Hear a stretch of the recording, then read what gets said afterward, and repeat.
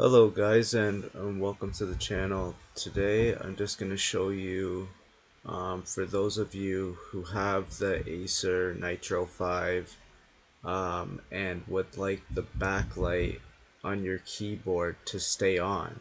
I was having this problem before, but I found an easy way to keep it on or off if you like.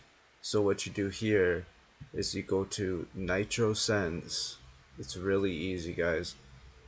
Nitro Sense,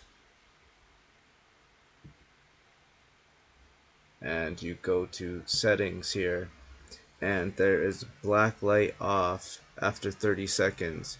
You can turn this either on or off if you would like to keep your backlight of the keyboard on.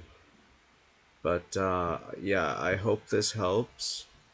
And if it did help in any way, feel free to leave a like. I would greatly appreciate it. Thank you very much for watching.